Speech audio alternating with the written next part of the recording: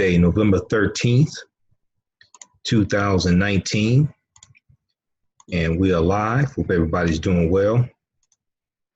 So everybody share this broadcast on your Facebook page. Invite your friends to tune in also. This is going to be a real history lesson. All right, so I know a lot of people are dealing with this Arctic cold blast, and it's hitting Detroit hard also. You know, I just got back from Houston, Texas, Tuesday, okay, and I was there this past weekend in Houston with Michi X and the Black Agenda Tour. We were speaking in Houston, Texas, and I come back to 8 inches of snow in Detroit. All right, well, look, I want to talk about this story dealing with Bass Reeves, right? Bass Reeves, legendary lawman. Now, you've heard me talk about Bass Reeves before. And Bass Reeves was a former slave who becomes the first deputy marshal of west of the Mississippi, okay? And this is in Oklahoma. There's a new movie coming out, comes out December 13th, called Hell on the River. I think the name of the movie, Hell on the Border. I'm sorry, Hell on the Border. Okay, I'm thinking about a frozen river. Okay, Hell on the Border. It comes out December 15th, December 13th, 2019. And it's going to be in select theaters and on demand.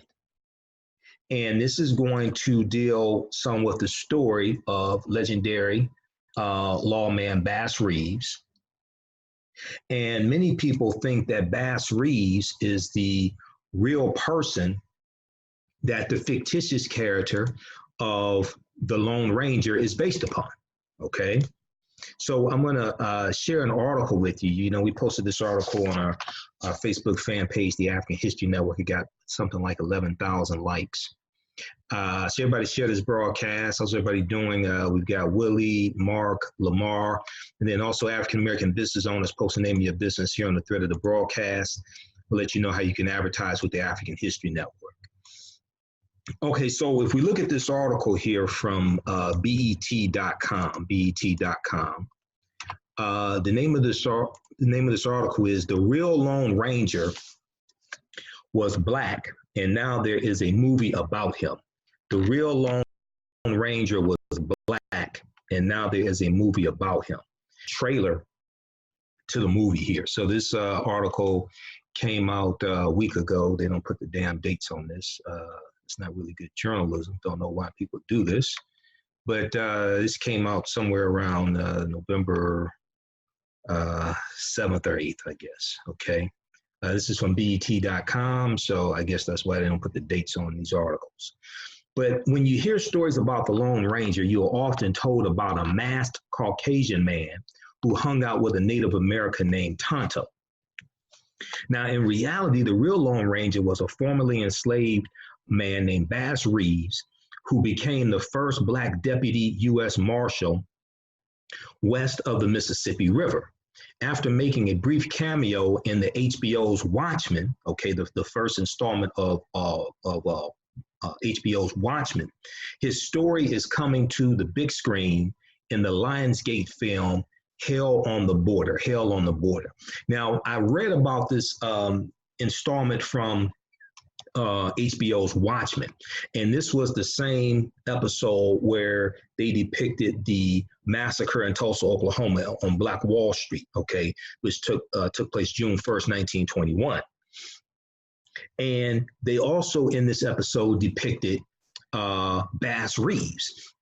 So there was an article from TexasMonthly.com entitled "Bass Reeves Gets His Hollywood Moment in HBO's Watchmen." Bass Reeves gets his Hollywood moment in HBO's Watchmen. Okay, now in this article, it says the legend of the former Texas Marshal figures prominently in Damon Lindelof's new series. The series premiere of HBO's Watchmen opens with a black hooded figure in hot pursuit of a lawman. He quickly finds himself lassoed in front of a stunned church congregation. So Watchman. But then the cloaked man reveals himself to be the legendary Bass Reeves, the real life first Black deputy U.S. Marshal west of the Mississippi River. And he then exposes his hog-tied quarry as the corrupt white sheriff who's been rustling all the local cattle. Bass Reeves, so in this HBO TV show Watchmen, Bass Reeves is portrayed by the actor Jamal Akakpo, aka KPO. I'm not sure how to pronounce his last name. But he said that the character of Bass Reeves said he doesn't deserve the badge, okay? Bass Reeves tells the grateful townspeople who cheer as this vigilante liberates them from a villain who had disguised himself as their protector. So the scene rendered in the style of an old silent movie offers a distillation of the major questions posed by both the series and the acclaimed graphic novel it's based on, okay, the Watchmen graphic novel, okay? Who gets to be a hero? What actually motivates them? And most importantly, why should we trust them? Okay, so check out this article. Then it goes in to talk about Tulsa, Oklahoma. And Bass Reeves is going to be a deputy sheriff in Oklahoma, okay? And actually, he is going to, his district is going to be 75,000 square miles, which includes Oklahoma as well. And this is before Oklahoma becomes an actual state in the Union. This is when Oklahoma is a U.S. territory. Oklahoma becomes a state in the Union in 1907. All right, so let me give you this article here. This is from Texas Monthly. Bass Reeves finally gets his Hollywood moment in HBO's Watchmen. And this article is from October 25th, 2019. Let me post a link here as well, okay? All right, how's everybody doing? Now, let's see, we got Gigi, we got Robert, just a few of the people watching. Who else we have here? Donald, Martell, okay, L, Willie, just a few of the people watching. Also, if you like this type of information, you can donate to the African History Network, paypal.me/the AHN show, paypal.me/the AHN show, or at our website, africanhistorynetwork.com, africanhistorynetwork.com, okay? That helps us keep doing the research and stay on the air, keep broadcasting, etc. Okay, so let's go back to the article from BET.com. So in the movie Hell on the Border, which is about Bass Reeves, which comes out December 13th, 2019 in theaters and on demand, select theaters and on demand. The character of Bass Reeves is portrayed by David Gyasi, Gyasi. And Hell on the Border documents the trials in becoming a Black lawman in the post-Civil War Western United States. Okay, so Civil War ends in 1865, and Bass Reeves is a former lawman. I mean, he's a former slave, okay? Now, he escaped from slavery after the Civil War. Okay, so in this article, they really should say he escaped from slavery before the Civil War. Not after the Civil War. Bass Reeves arrives in Arkansas seeking a job with the law. To prove himself, he must hunt down a deadly outlaw, perennial villain Frank Grillo, with the help of a grizzled journeyman played by Ron Perlman. As he chases the criminal deeper into the Cherokee Nation, okay, or Cherokee Nation territory, Bass Reeves must not only dodge bullets, but severe discrimination in hopes of earning his star, okay, his star as a U.S. Deputy Marshal, and cement his place as a cowboy legend. So in this article, they have the trailer also to the movie Hell on the Border, okay? So I'm gonna post a link here to the article, and then we're gonna get into some history here dealing with Bass Reeves, all right? I've talked about Bass Reeves on various radio shows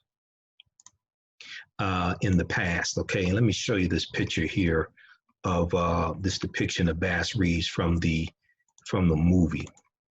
So let's pull this up. Let's turn on the screen share. Okay, here we go. Hopefully this will work.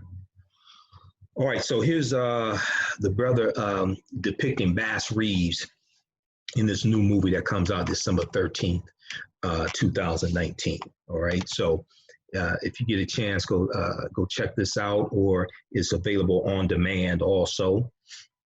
So we can check this out. It's good to see these movies and then have a discussion afterwards, because this is dealing with history. Okay, now I don't expect, being that this is Hollywood, I don't expect this to be 100% accurate.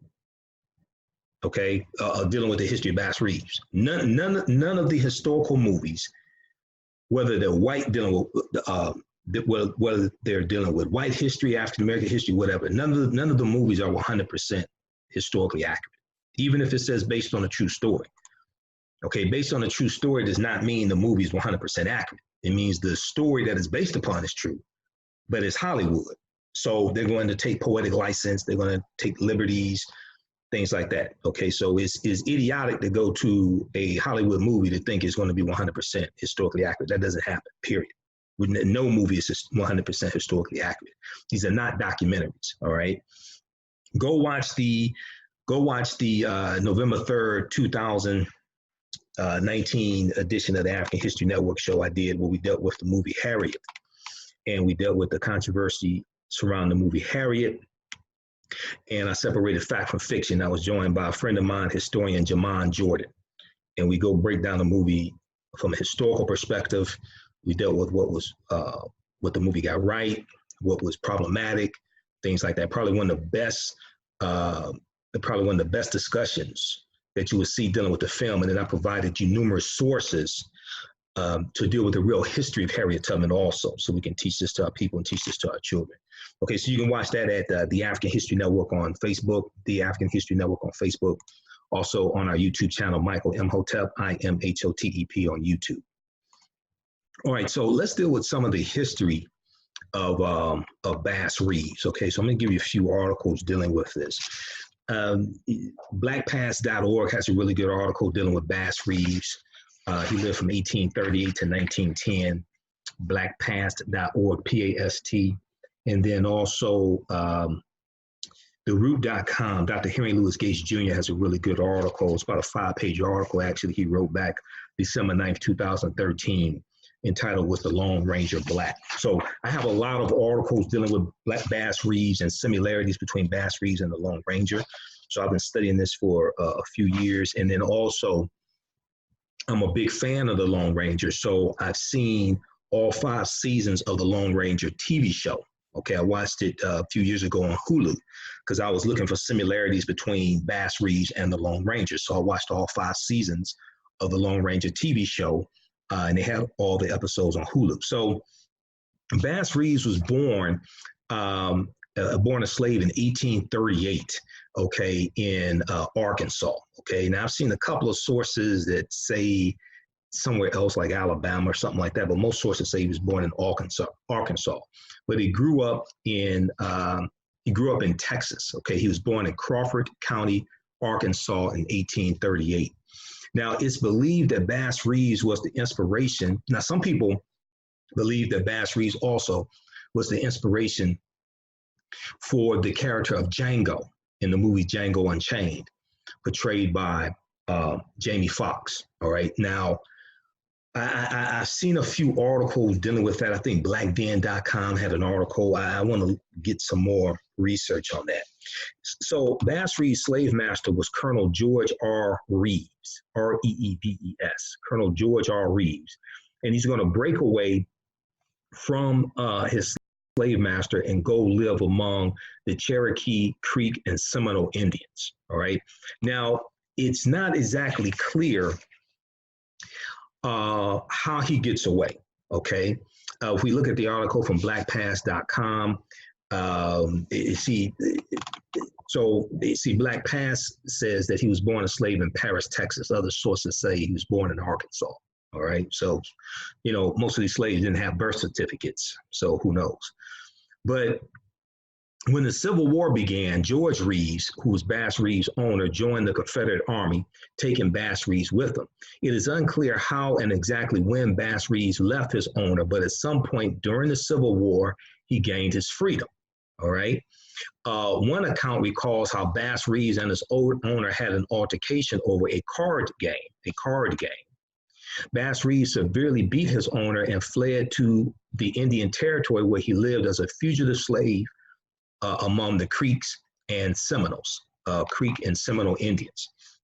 Some sources say Cherokee, Creek, and Seminole Indians. All right. So Bass Reeves learns the custom and languages of the Indians, of the Native Americans, as well as how to become a territorial scout. He made a lot of money as a scout for U.S. Marshals and deputies. Now, he's later going to buy land in Van Buren, Arkansas. He marries his wife, Nellie Jennie, Jennie, and builds a 8-room house with his bare hands. He raises his 10 children there and is the first African-American settler in the region. In 1875, he becomes the first African-American deputy U.S. Marshal west of the Mississippi River at age 38 years old. He is authorized to arrest both white and African-American outlaws, okay? And there's an interesting story behind this.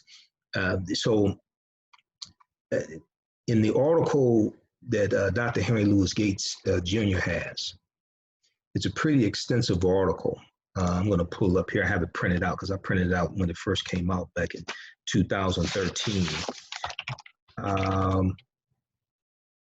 And this deals with, name of this article is, Was the Lone Ranger Black? Was the Lone Ranger Black? Let me pull up this article here. Okay. That's on their old platform, so let's pull this one up. Let's Google that and pull it up that way. And also history.com, the official website of the History Channel, they have an article as well dealing with what's the Lone Ranger Black, okay? So there have been a number of articles written about this. I have one here from August 8th, 2013 from the New York Daily News. Who was that masked man anyway? Researcher claims a former slave was the real Lone Ranger.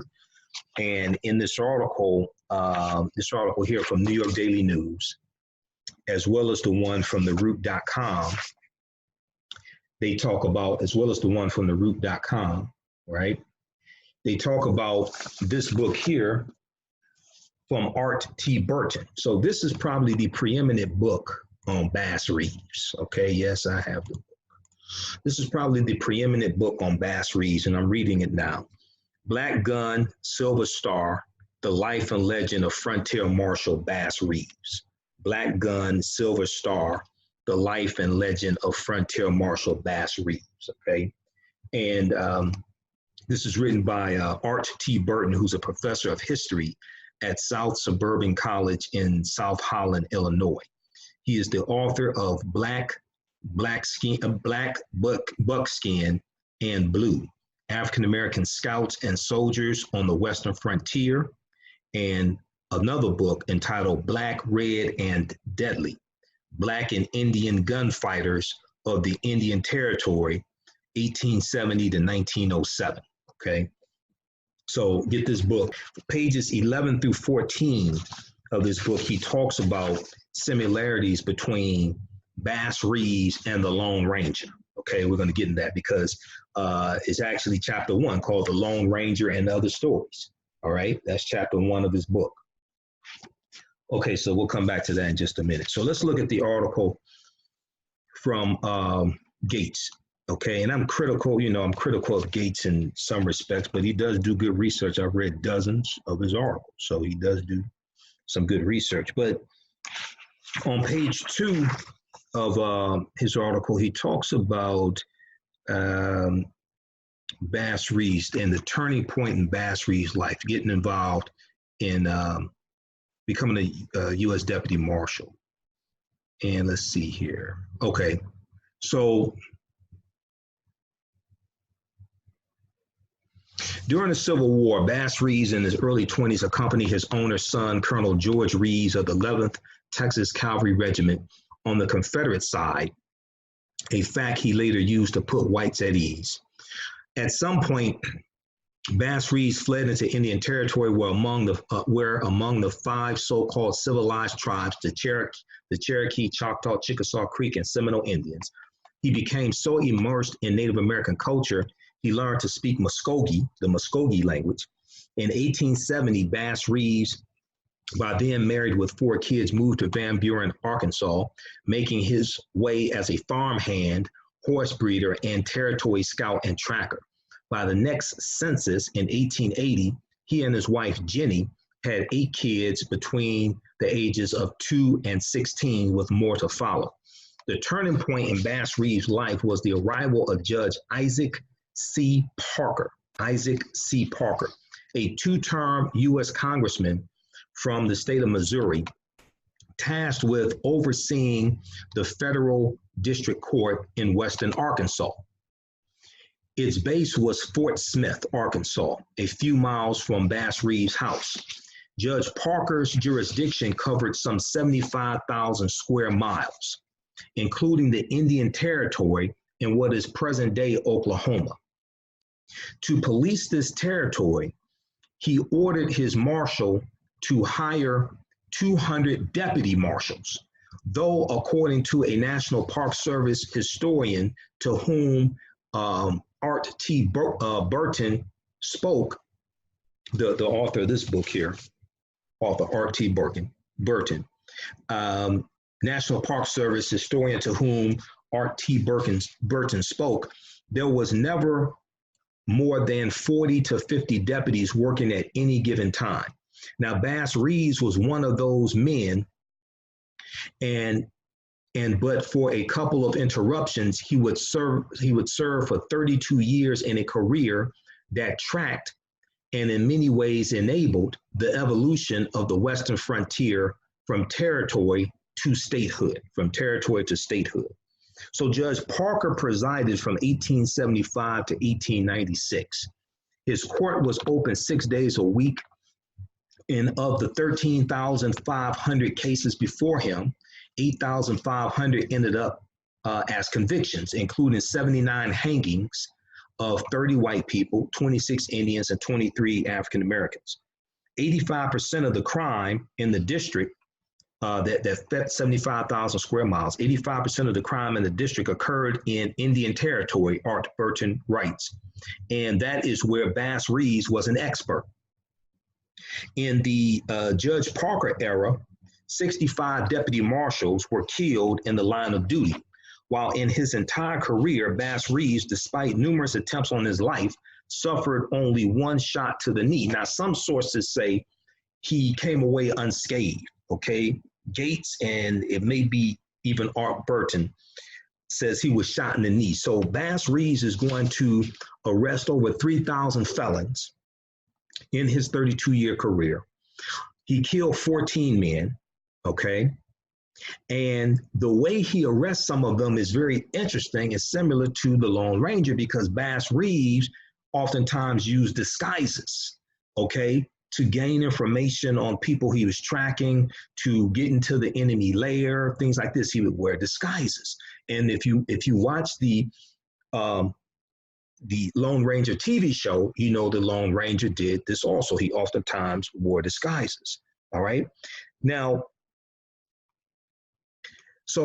but how, you might ask, did African Americans gain such a presence in the Indian Territory in the first place?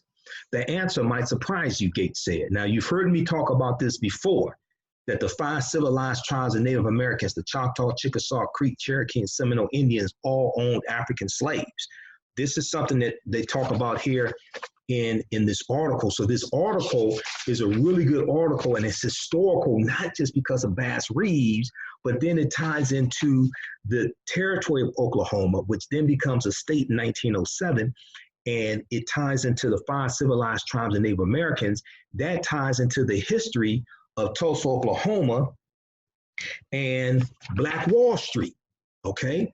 Because Tulsa, Oklahoma, where Black Wall Street was in North Tulsa, in the Greenwood business district, Tulsa, Oklahoma was founded by Creek Indians around 1836. And if you understand the Indian Removal Act of 1830, and the name of this book, this is probably the best book dealing with the history of Black Wall Street, okay? This is by Hannibal B. Johnson, Black Wall Street, from Riot to Renaissance in Tulsa's historic Greenwood district, okay? I've read the book. I've talked to them through Facebook also. You know, my lecture, 2.5-hour lecture that I do dealing with the history of Black Wall Street, that you can get at our website, AfricanHistoryNetwork.com.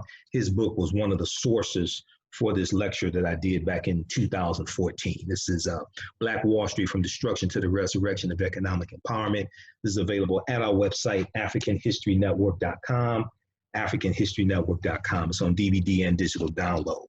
So all this history intersects. It's all connected. This is why you have to understand the chronology of history, right? And you've heard Dr. Claude Anderson, one of my teachers, talk about the 5 civilized tribes of Native Americans, and this is going to lead to the Black Freedmen Indian Treaties of 1866, all that stuff, which is one of our best chances to get any type of reparations, by the way. Okay, everybody wants to talk about reparations, but very few people are talking about the Black Freedmen Indian Treaties of 1866. Okay, so Gates, how's everybody doing? Everybody share this broadcast on your Facebook page. You ain't gonna hear this type of information many other places. All right, and we'll come to some of your questions in just a minute. But so how did African Americans gain such a presence in the Indian Territory in the first place? According to the Oklahoma Historical Society website, from the late 18th century, okay, so that's the late 1700s, from the late 18th century on, Native Americans in the South, like whites, owned African slaves, owned Black slaves.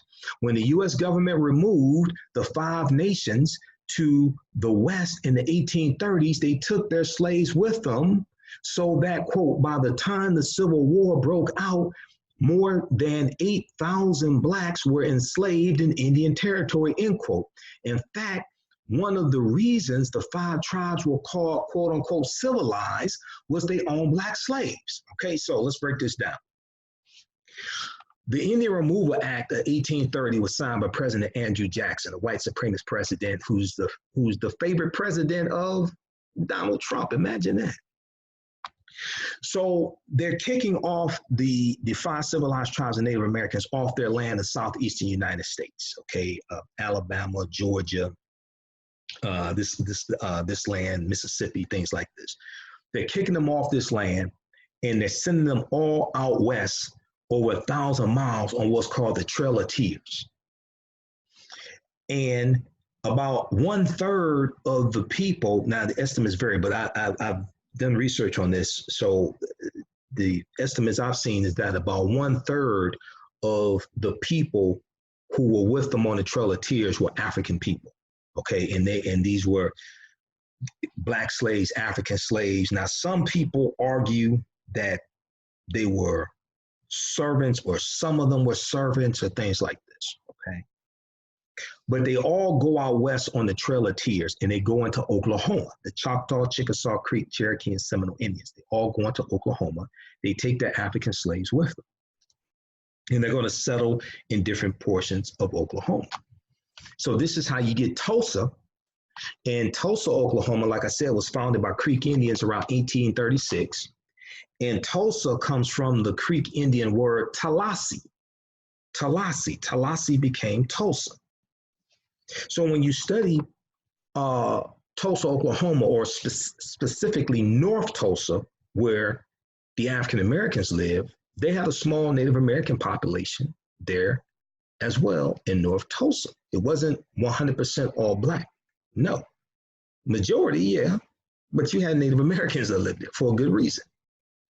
So when the Civil War breaks out, right, 1861 to 1865, all 5 civilized tribes of Native Americans fought on behalf of the South to maintain slavery. Let's go ahead and continue on page, what page are we on? Page 2, page 3 of this article of Gates. Page 2, go on to page 3. Enslaved people accounted for 14% of the population of the Indian Territory. And it wasn't until after the Civil War that emancipation arrived for some of the slaves. Now, Civil War officially ends June 2nd, 1865, okay? And then the 13th Amendment is adopted December 6, 1865, and ratified December 18th, 1865. In fact, as late as 1885, the governor of the Chickasaw Nation of Native Americans was still protesting demands that they free their Black slaves, okay? Now, I'm not sure if this is supposed to be 1885 or 1865. If it says 1865, because I know even after slavery ended, they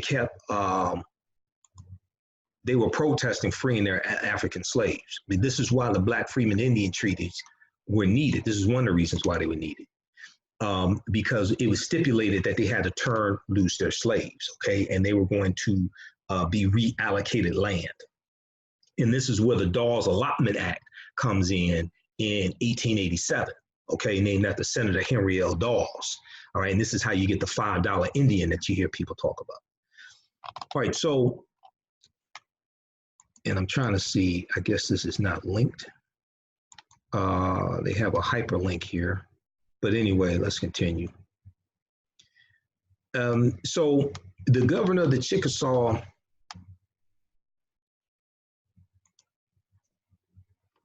just a second here. All right. I was trying to click on this hyperlink and it's giving me an error. So we'll have to look at it later. The governor of the Chickasaw Nation was still protesting demands that they free their Black slaves. A key distinction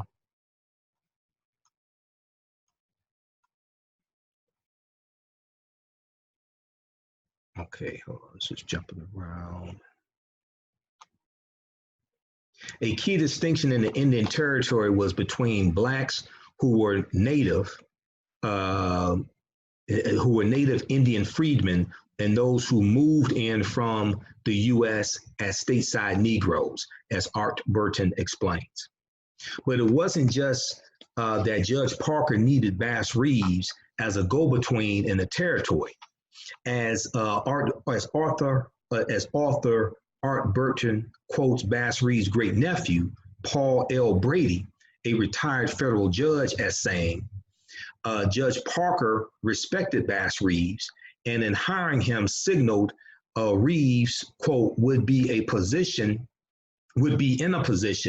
to serve as a deputy to show the lawful as well as the lawless that a Black man was the equal of any other law enforcement officer on the frontier, okay? That Bass Reeves would be in a position to serve as a deputy to show the lawful as well as the lawless that a Black man was the equal of any other law enforcement officer on the frontier, end quote.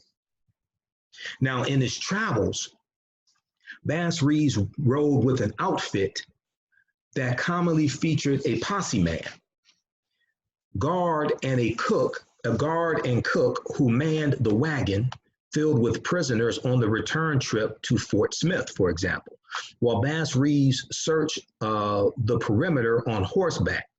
As author Art Burton writes, Bass Reeves' favorite weapon was the Winchester rifle, but he also wore a pair of 6-shooters with the butt forward for a cross-handed draw. So he could draw either gun with either hand.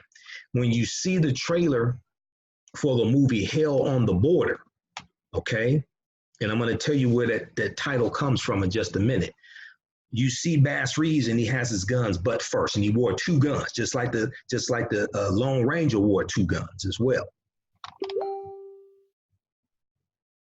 Okay, so he wore a pair of 6-shooters butt forward for a cross-handed draw, wrote Charles W. Money in a Shawnee, Oklahoma newspaper. By the time he was done, Bass Reeves estimated he had made more than 3,000 arrests, and it was not uncommon for him to haul 17 people at a time over great distances back to Judge Parker's court, known throughout the territory as Hell on the Border. Hell on the Border. So Judge Parker's court was known as Hell on the Border, and that's where the title of this Bass Reeves movie comes from, called Hell on the Border.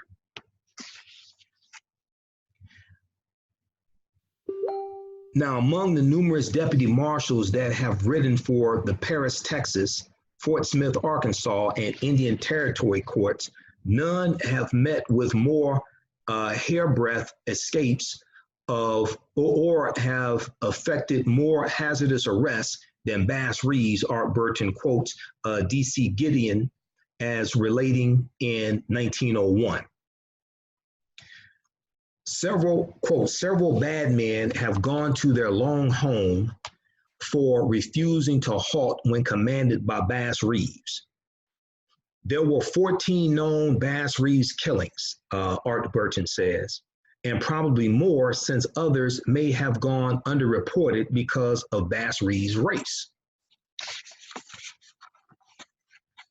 All right, now if we look at some more history here dealing with Bass Reeves, and I'll get into some similarities dealing with the Lone Ranger. Not only were African-American men at greater risk after statehood. So what happens is Bass Reeves is forced to retire in 1907 when Oklahoma becomes a state in the Union, because segregation is the law of the land, especially in the southern states. So segregation is the law, so he's forced to retire now that Oklahoma is a state in the Union. So not only were African-American lawmen at greater risk after statehood, with white criminals taking their chances by shooting first, Negro policemen were largely relegated to African-American towns where they could only arrest other African-Americans. Turns out the one outlaw Bass Reeves could not cuff was Jim Crow. Jim Crow was the law. So this is dealing with once Oklahoma becomes a territory, okay? On one occasion, Bass Reeves had to guard the Paris, Texas jail under threat that a mob would lynch those detained inside. And let me scroll down here, this here. Yeah, so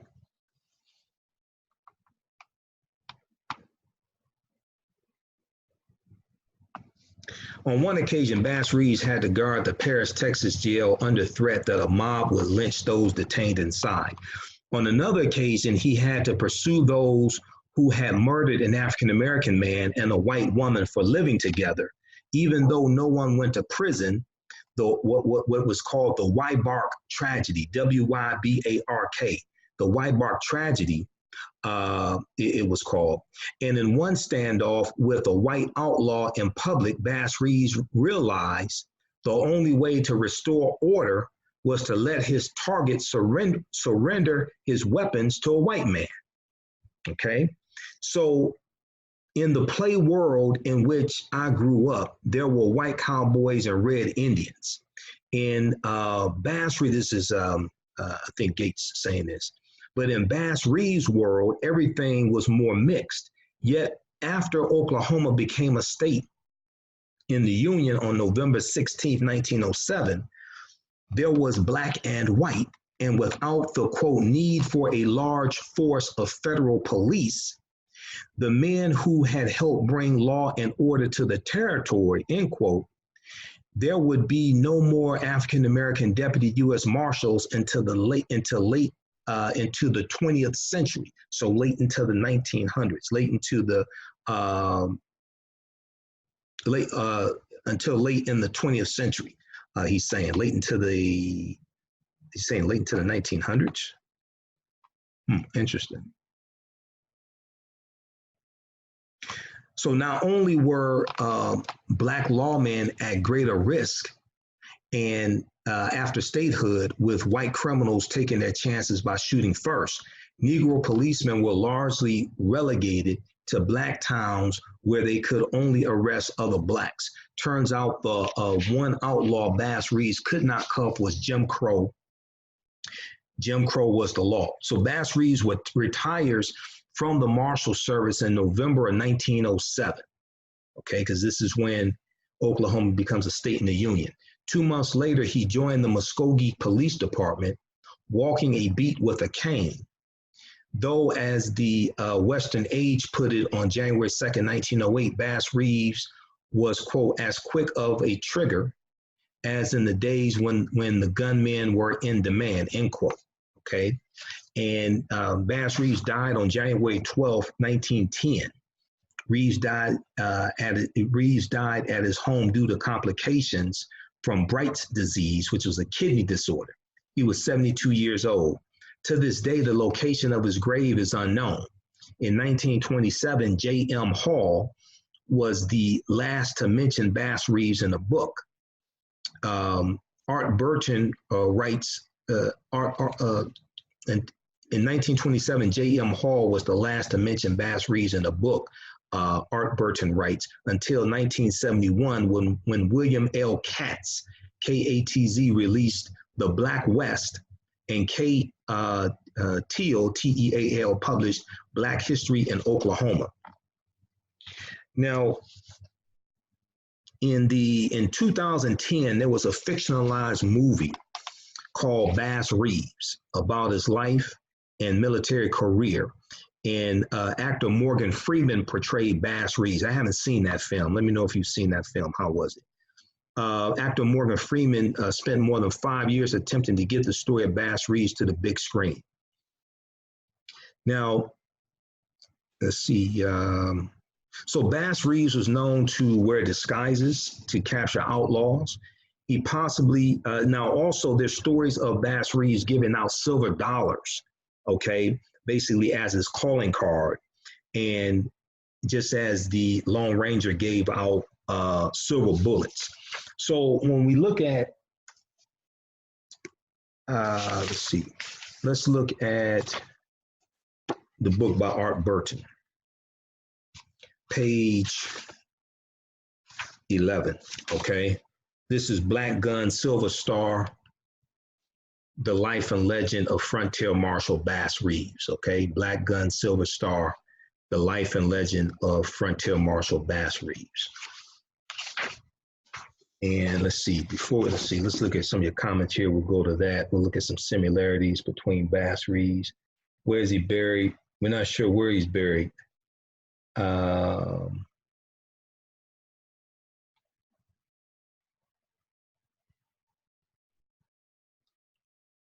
Let's see. Okay, Robert. Who else we have here? Nicole. Something new. Nicole said, I learned something nearly every time I tune in. Okay, thank you, she said. Robert Don Cheeto. Fam was still under slavery after the emancipation.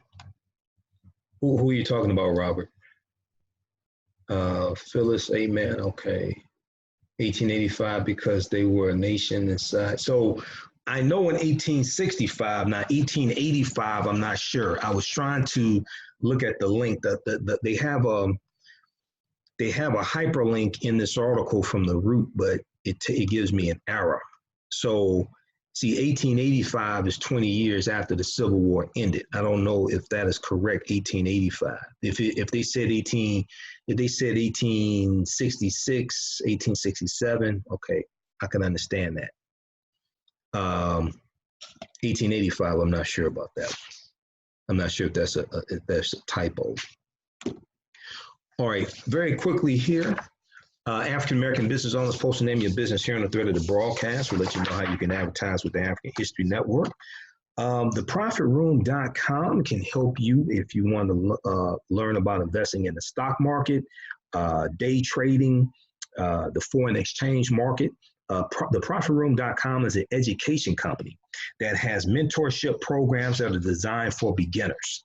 They teach individuals like yourself how to create generational wealth through trading and investing in the financial markets. You may have seen the article that blacknews.com had dealing with the Profit Room, entitled "The First Black-Owned Day Trading Company of Its Kind is Teaching Courses on How to Profit from the Stock Market." Okay, they teach about the stock market, options, futures, foreign exchange market. Their specialty is on day trading, teaching about day trading and one-on-one mentorships. Visit their website, theprofitroom.com, theprofitroom.com, for more information. Let them know you found out about this from the African History Network, okay? And then email African American business owners, email us at customerservice@africanhistorynetwork.com, customerservice@africanhistorynetwork.com, and we'll let you know how you can advertise with the African History Network. All right, let's continue here. So if we look at some similarities, let's look at page 11. Chapter 1 is entitled "The Lone Ranger and Other Stories." So much of what we know today about Bass Reeves persisted in oral stories told by individuals and families whose origins are in frontier Oklahoma. I was able to collect a few of these stories from persons who currently reside in Oklahoma or have lived there in the past. This chapter will focus on these folktales. After I finished writing the book Black, Red, and Deadly, I thought about the uncanny similarities between Bass Reeves and the TV and radio character, the Lone Ranger. Federal law mandated that Deputy U.S. Marshals have at least one posse man with them whenever they went out in the field. Oftentimes, the men who assisted Bass Reeves were Native Americans, like the character Tonto, who assisted the Lone Ranger. All right. So we know that the Lone Ranger had Tonto as a sidekick. Now, Tonto used what called the Lone Ranger Kimosabi, which means trusty scout. All right. The Lone Ranger wore a mask. Okay, and they talk about how the fact that Bass Reeves was black. They talk about how there was a relationship there. Now, it was common practice for Bass Reeves to work in disguise while trying to capture fugitives from justice, a la the Lone Ranger who wore a black mask.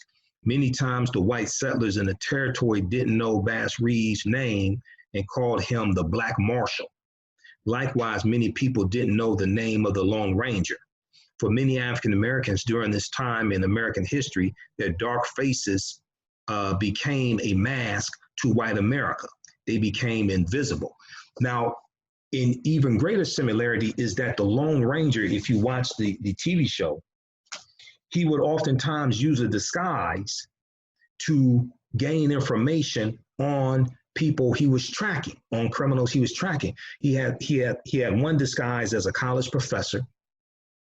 He had another disguise as a Mexican peasant. He had another disguise as an old man. Okay, so he would use the actual Lone Ranger would use these different types of disguises, as Bass Reeves would use disguises as well. All right, so we know that the Lone Ranger gave out the silver bullet. Bass Reeves would give out a silver dollar. Lone Ranger had two guns. Bass Reeves had two guns. Lone Ranger rode a white horse named Silver. Bass Reeves rode a gray horse oftentimes that people said looked like it was a white horse. All right. And so on page 13, in another interesting similarity to the Lone Ranger, Bass Reeves may have ridden a white horse during one period of his career. During the trial of Bass Reeves for murdering his cook, so he accidentally shot and killed his cook. Bass Reeves rode a gray horse. A gray horse can look anywhere from near black to near white, so it was possible that Bass Reeves rode a horse that appeared to be white. Another possible connection, though tenuous, is that the original story of the Lone Ranger began on the radio in Detroit in 1933. Many of the fugitives arrested by Bass Reeves and later convicted at Fort Smith, Arkansas, were sent to the Detroit House of Corrections in Michigan. This is true. So, so I'm an old radio show buff, right? And I've listened to probably 200 episodes of Dragnet, listened to Sergeant Preston of the Yukon. The Green Hornet is one of my favorite old radio shows. But also listen to many episodes of Lone Ranger. Once again, name of this book, The Black Gun, Silver Star, Black Gun, Silver Star, The Life and Legend of Frontier Marshal Bass Reeves. This is by Art T. Burton, okay, who's a historian and history professor. So I've researched this before about the connection between Bass Reeves and the Lone Ranger. Okay, so the Lone Ranger radio show debuted in 1933 on WXYZ radio in Detroit. The Lone Ranger, the Green Hornet, and Sergeant Preston of the Yukon all came out of WXYZ radio in Detroit, and they were broadcasted around the country. The character of the Lone Ranger was created by George W. Trendle, who was the station owner, and Fran Stryker. Fran Stryker was a writer for the Lone Ranger TV show, all right? And now it's believed that the character of the Lone Ranger, so it was before this information from Art T. Burton came out. It was originally believed that the character of the Lone Ranger was inspired by Texas Ranger Captain John R. Hughes, to whom the book The Lone Ranger Star by Zane Grey, Grey, was dedicated in 1915, all right? But so when we look at many of the people who Bass Reeves arrested, we look at them doing time in Detroit, Michigan, and the radio show, The Lone Ranger, is coming out of Detroit. That's another connection. You can read more information dealing with the history of the Lone Ranger radio show and character. They have it at Wikipedia. I'm not a big fan of Wikipedia, but some, they have some things they get right. So just search for the Lone Ranger on Wikipedia. And a couple of things here I'll point out to you. Now, there was a interlocking storyline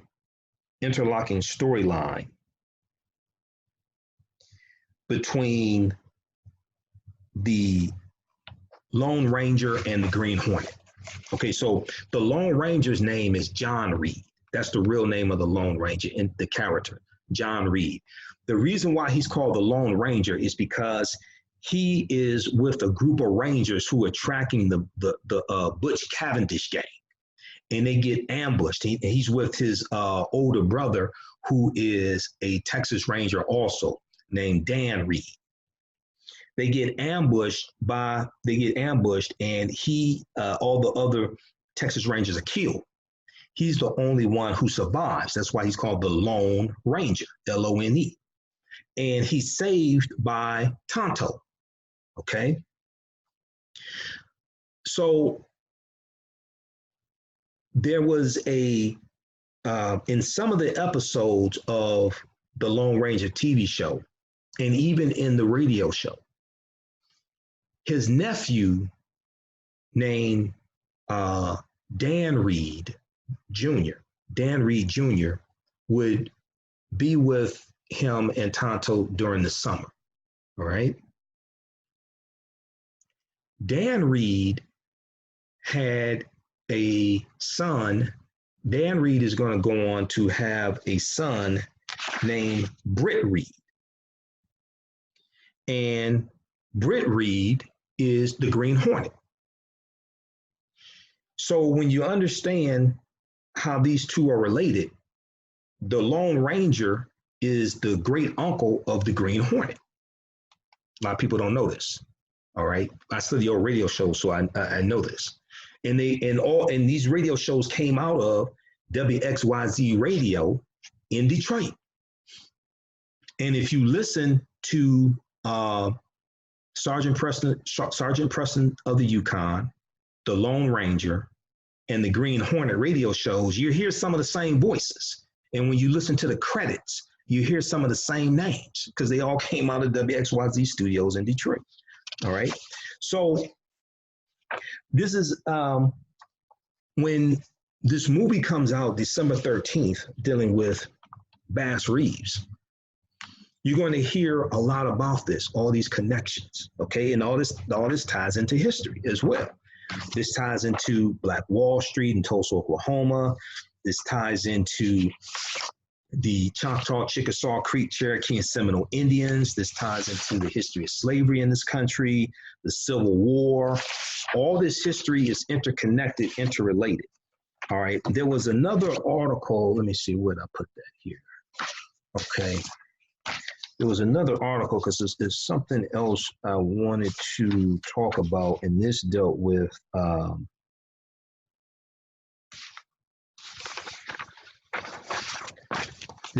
Tulsa, Oklahoma. History.com even has a good article dealing with this. January 30th, 1933, the Lone Ranger debuts on Detroit radio, right here. History.com. The articles have been written about this. A lot of people don't know this, right? This is the type of research I do. This is stuff, I printed up a few years ago. January 30th, 1933, the Lone Ranger debuts on Detroit radio. And what happened was when the Lone Ranger movie came out with Johnny Depp and the other guy, I forgot his name, wasn't that good of a movie, right? They could have done better. A lot of articles written about this in 2013, like this one right here from New York Daily News. Who was that masked man anyway? Researcher claims a former slave was the real Lone Ranger.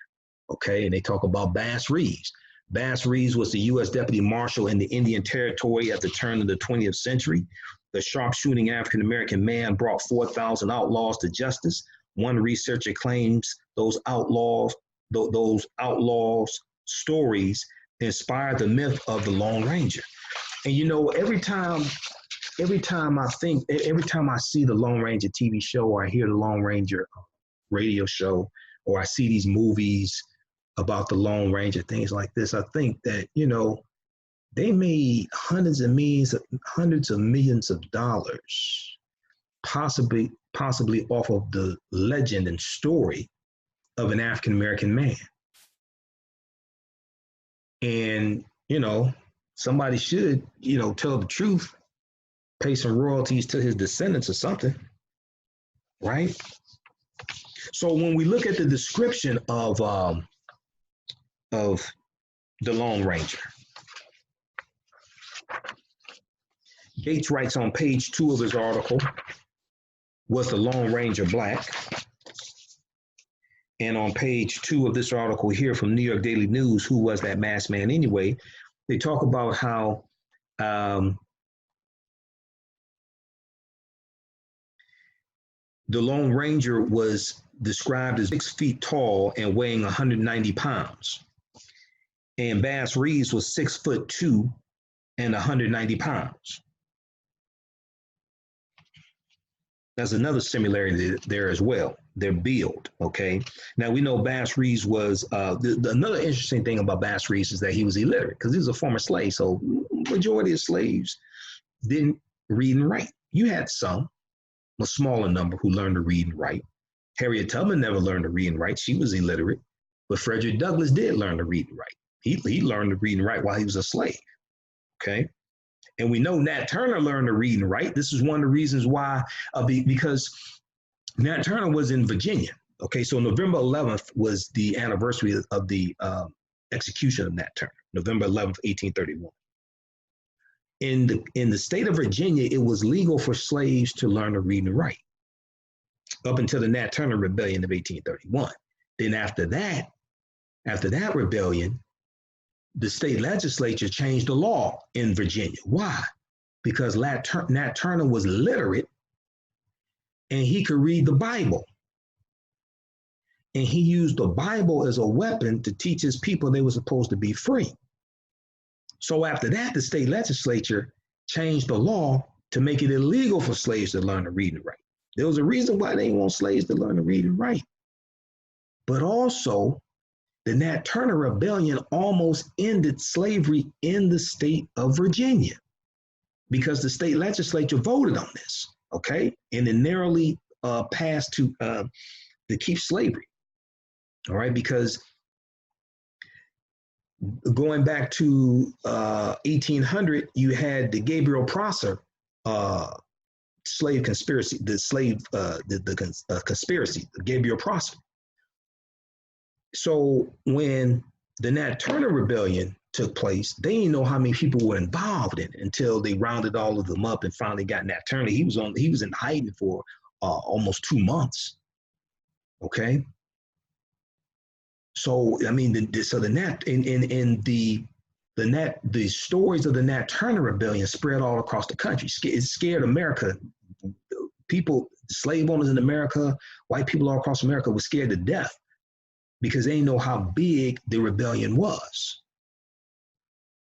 So the Nat Turner Rebellion was significant. The movie by Nate Parker was a significant movie because people have been trying to make a Nat Turner movie for 50 years, a theatrical movie, and it had never been made. But Nate Parker also did something that was, I think, monumental, and that was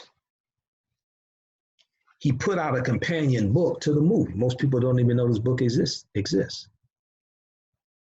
which I guess means they didn't read it. So this is the official book that's the tie-in to the movie Birth of a Nation. The name of the movie is The Birth of a Nation, Nat Turner and the Making of a Movement, edited by Nate Parker, the official movie tie-in. Okay, and then you see here pictures of them lining up the rebellion, right? And this movie deals with this book deals with the making of the movie, a lot of background information, but then there's also an excellent chapter here dealing with history. And it is written by 2 African-American female historians, Dr. Erica Armstrong Dunbar and Dr. Danny Ramey Berry. Okay, now Dr. Erica Armstrong Dunbar, I've met both of these sisters and they both autographed the book for me as well. Okay, they both autographed the book for me also here because I met both of them separate times. They were both speaking at the Charles H. Wright Museum of African-American History. And Dr. Danny Ramey Berry, I interviewed her. I can't remember if I interviewed Dr. Erica Armstrong Dunbar, but I am going to interview Dr. Erica Armstrong Dunbar because Dr. Dunbar has a new book that just came out about Harriet Tubman called She Came to Slay. So I have to get in touch with her and interview her about her new book, but she also wrote, her previous book was called Never Caught. And Never Caught is about a 22-year-old runaway slave from George Washington's plantation called Ona Judge. Okay, and that's a fantastic story right there dealing with Ona Judge. They should turn that into a movie. And Dr. Danny Ramey Berry has a book called, The Price for a Pound of Flesh, something like that. And it deals with the experiments, the medical experiments that were done on enslaved Africans. Okay, that's one of the things the book deals with. But this chapter here, I guess it's chapter 2, I can't remember. The Unbroken Chain of Enslaved African Resistance and Rebellion. This is the historical chapter in this book, and it's written by these 2 sisters. And it's a deep history they lay out here. And they deal with the history of the real history of the Nat Turner Rebellion also, and the institution of slavery that surrounds the Nat Turner Rebellion as well. Okay, so you can get this from Amazon or check your local African-American book dealer. Okay, The Birth of a Nation, Nat Turner and the Making of a Movement. Okay, so most people who saw the movie don't even know this book exists. Also, being that we mentioned Frederick Douglass, this is Frederick Douglass' first of 3 autobiographies that he wrote. Narrative of the Life of Frederick Douglass. He wrote 3 autobiographies. All right, now let's continue so we can get out of here. Let's see who else we have. Love it. Okay, Robert, Mark. Okay. Then also, I forgot to tell you all, hey, we have a new bundle pack as well, the Black Migration 1619 to 2019 bundle pack, 6 of my latest lectures. We have it in DVD and digital download format, DVD and digital download format at AfricanHistoryNetwork.com, AfricanHistoryNetwork.com, okay? And this includes my presentation, Black Migration 1619 to 2019. Let me see, I have a lot of them here. It includes, let's see, Black Migration 1619 to 2019, from the birth of a nation to the Red Summer of 1919, the Great Migration, and the Detroit Race Ride of 1943. Okay, you get that. You get 6 principles of political self-defense, understanding how public policies and laws affect the economic conditions of African Americans. And actually 2 lectures on this in this presentation. One I did July 21st, 2019 at the Black Homeschooling Conference, and one I did September 2019 at Pembroke, Illinois. You get Juneteenth history. So this deals with the real history of Juneteenth. Juneteenth history, Emancipation Day, but not Independence Day. We never got our 40 acres and a mule. Dr. King's Poor People's Campaign. We're coming to get our check. This is a 3-hour presentation. I deal with a lot of history here, the Civil War. I deal with the August 20th, 1619 in Virginia, and how codified slave laws didn't exist in 1619. This one right here deals with the real history of why African Americans switched from the Republican Party to the Democratic Party. We still don't understand that history. I speak all across the country. We don't understand that history. We think it's because of the Civil Rights Act of 64 and the Voting Rights Act of 65. No, that goes back to the 1920s and 1928 and the Lily White movement in 1928, which was the effort of the Republican Party to push African Americans out of the Republican Party and get Herbert Hoover elected as president in the 1928 presidential election, and to appeal to Southern segregationist Democrats in some Southern states, okay? And this starts the shift of African Americans out of the Republican Party into the Democratic Party. And it's going to eventually cause a party realignment as well between the 2 parties. Then we have ancient Africans in America before Native Americans, Columbus, or slavery from Kemet to Wakanda. Okay, and this I deal with the African presence in the Americas, especially here in this land, going back at least 51,700 years ago, and I deal with some recent archaeological discoveries also. And so the 6th presentation is when Black men dominated horse racing, and this deals with a history of African Americans jockeys and how we dominated horse racing. We won a lot of the Kentucky Derbies. The first Kentucky Derby was ran in 1875. It was won by a 19-year-old African American man named Oliver Lewis. And I deal with how we were pushed out of horse racing also. There was a concerted effort, an organized effort to sabotage our horses, sabotage our jockeys, and to push African American jockeys out of horse racing. Okay, so that you can get them individually, but we have a 6 DVD bundle pack, and it's in digital download format also.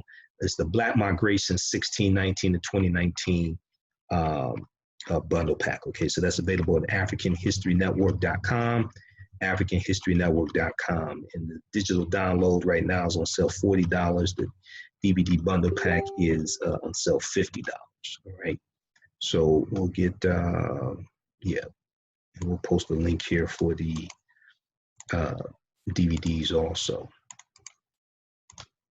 All right, so let's continue.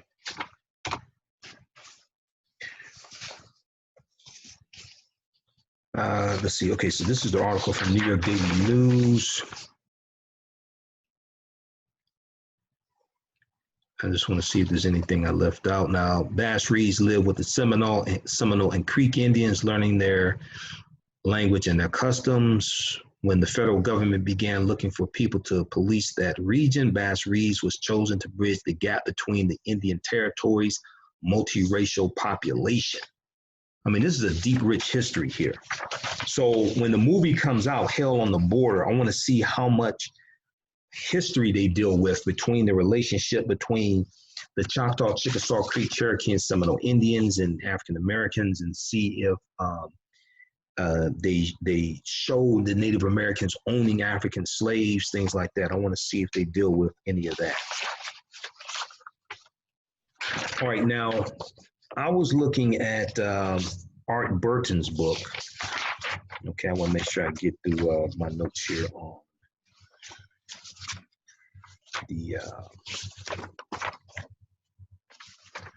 on the book. Okay, so we got that.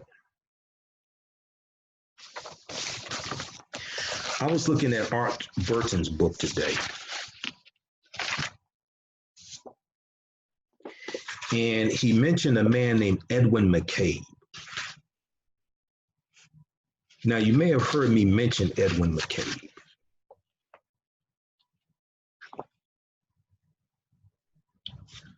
And is that,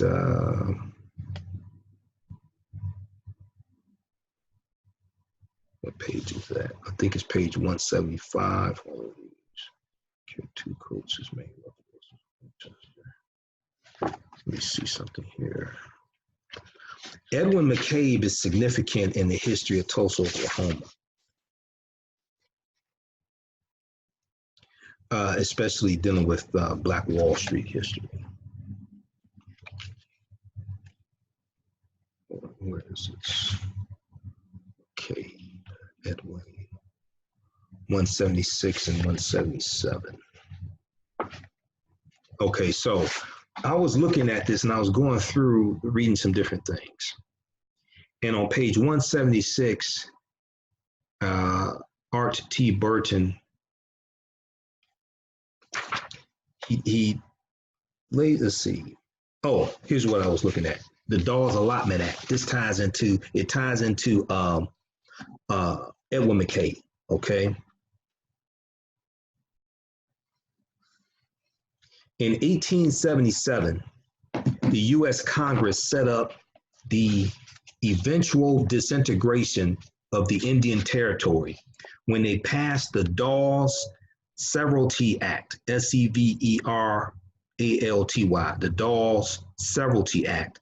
You'll also hear it referred to as the Dawes Allotment Act, the Dawes Allotment Act. The act allowed Indian lands to be cut up into 160 acre plots. The Native American families could claim at least one plot. The surplus lands would go to U.S. settlers. After the federal government opened the western part of the Indian Territory in 1889, they did the same with the 100,000 acre Cherokee outlet in 1893, sometimes mistakenly called the Cherokee Strip. The strip was actually in Kansas. Within days of the 1889 land rush, 2 new towns had sprung up on the Oklahoma prairie. In less than 24 hours, Guthrie boasted a population of 15,000, while Oklahoma City claimed 10,000. Among the new inhabitants of Oklahoma Territory were with new homesteads was an estimated 10,000 African Americans who came primarily from southern states. So African Americans are leaving southern states to go into Oklahoma for a new way of life, okay? Now this is before oil is discovered in Oklahoma. Oil is going to be discovered in the early 1900s, probably right around 1905, oil is going to be discovered. And this is before Black Wall Street comes into existence. Okay, so the first business that's going to be set up in Black Wall Street is right about 1905. Now, one of the most important persons in the African American migration to the Oklahoma Territory was Edwin P. McCabe. Edwin P. McCabe, MC capital CABE. McCabe served 2 terms in Kansas as the state auditor, making him the highest elected African-American official in the West. McCabe founded Langston City, so he founded a town, Langston City, which was a black town in Oklahoma Territory in 1889. The post office in Langston City was established in 1889. The post office in Langston City was established in 1891. In 1890, Edwin McCabe urged the creation of African-American towns throughout the Oklahoma and Indian territories. He hoped that the future state of Oklahoma would enter the Union as a largely African-American state, and he would be elected governor. There would eventually be over 30 black towns and settlements in Oklahoma and Indian territories, more black towns than anywhere in the United States. See, this is the history of Oklahoma, because many of us were going into Oklahoma trying to escape the racism of the South. So you have a lot of former slaves. We want to own land. Okay, we still have an agricultural basis, and so the West is being opened, and people are going into the West trying to seek fortune, seeking a better way of life, things like this. And Edwin McCabe is going to be called he's going to become what's called a booster, and a booster was those who marketed to people to come into Oklahoma, okay, to acquire land and, seek a better way of life, etc. And he's going to become one of the most well-known boosters. So, and he was hoping that Oklahoma would become a predominantly African-American state when it was brought into the Union. He hoped that the future state of Oklahoma would enter the Union as a largely African-American state, and he would be elected governor. There would eventually be over 30 black towns and settlements in Oklahoma and Indian territories, more black towns than anywhere in the United States. About a dozen of these towns still exist. Boley in the Creek Nation, B-O-L-E-Y, Boley in the Creek Nation was the largest and most prosperous. In 1905, Booker T. Washington, the leading African-American national politician, said Boley was, quote, the most enterprising and in many ways the most interesting of the Negro towns in the United States, end quote. Because of Edwin P. McCabe's political ambitions, white people saw him as a serious foe to their settlement plans in the new territory. A newspaper from outside Oklahoma Territory stated in September 1891 that the closest Edwin P. McCabe came to being seriously injured was on one trip from Langston City to Guthrie through the Iowa Indian lands. He ran into 3 armed white men who ordered him to go back whence he came. He declined and they opened fire on him.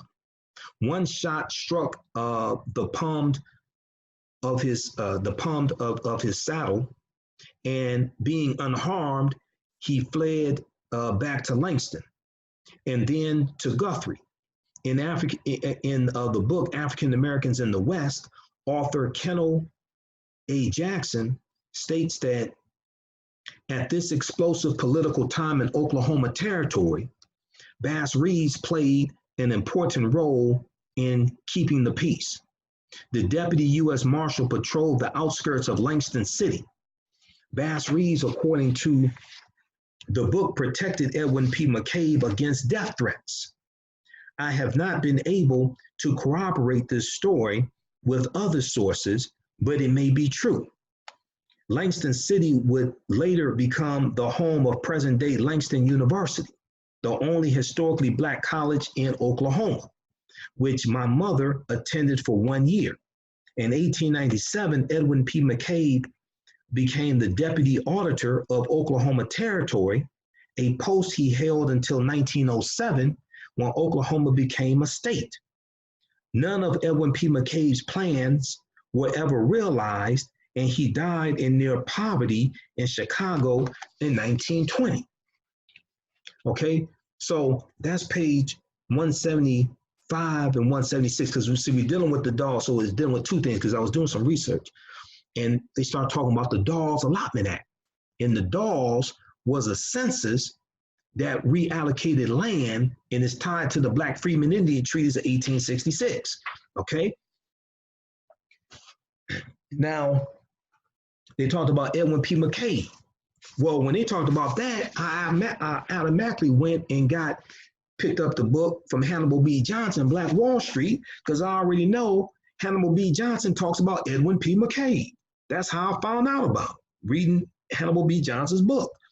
So Johnson on page 5 it says, many African Americans came to the Oklahoma Territory in answer to the call of African American Oklahoma boosters. These boosters viewed the Oklahoma Territory as an escape from the racism and sometimes barbarism they faced in their home states. Promotional literature touting free land, full citizenship rights, and an escape from race-based discrimination proved irresistible for many. The booster among boosters was Edwin P. McCabe, a prominent African-American man from Kansas. McCabe was a Republican Party politician and the state auditor in Kansas before coming to the Oklahoma Territory in 1889. He dreamed of the day when the Oklahoma Territory would become an all-Black state, or at minimum, a state politically dominated by African Americans. Edwin P. McCabe purchased 320 acres of land near Guthrie, Oklahoma, and coaxed long-suffering settlers to the site. This settlement became the town of Langston, named for an African-American Virginia Congressman, John M. Langston. Edwin P. McCabe founded a newspaper, the Langston Herald, and used it chiefly as a propaganda vehicle for his boosterism of the Oklahoma Territory. Okay. Edwin P. McCabe appealed to African Americans to abandon the back-breaking grind of Southern plantation living for the greener pastures of the Oklahoma Territory. He said, "What will you be if you stay in the South? Slaves liable to be killed at any time and never treated right. But if you come to Oklahoma, you have equal chances with the white man, free and independent. Why do Southern whites always run down Oklahoma and try to keep the Negroes from coming here? Because they want to keep them there and live off their labor. White people are coming here every day," end quote. So ultimately, Edwin P. McCabe's vision of an all-Black state generated blind fear and dark suspicion among whites and Native Americans. The mere prospect of losing significant power and influence to African Americans engendered a sense of dread among Oklahoma's governing elites. Some feared the possibility that Edwin P. McCabe could become the territorial governor. Southern white politicians and plantation owners, fearful that the creation of an all-Black state would wreak havoc on their primary source of cheap, unskilled labor, sought to persuade African Americans that Oklahoma land was not suitable for farming. Even some African Americans grew weary of McCabe's incessant boosterism. Black freedmen in Oklahoma came to resent new migrants from the South because of their submissive, servile behavior toward whites in the Oklahoma Territory. This is a deep history. This is dealing with before Black Wall Street comes into existence, starting in 1905. This is going back dealing with the history before Black Wall Street comes into existence. So then let's see here. So this is some really deep history. So I'm wondering if in the movie Hell on the Border, dealing with Bass Reeves, they're going to deal with any of this history, because this is dealing with the time that this foundation is being laid that's going to become Black Wall Street. let me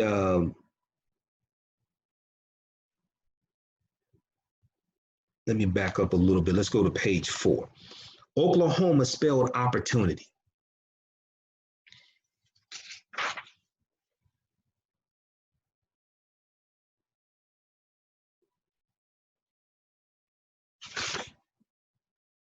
Many of the African Americans bought parcels, so African Americans moving into the Oklahoma territory.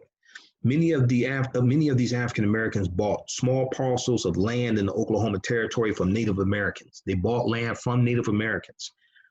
Others received land under then prevailing federal government Indian allotment policy. Indian allotment policy. Indeed, Oklahoma boasted more all-Black towns and communities than any other state in the land. Remarkably, at one time, there was some 30 African-American newspapers in Oklahoma, okay?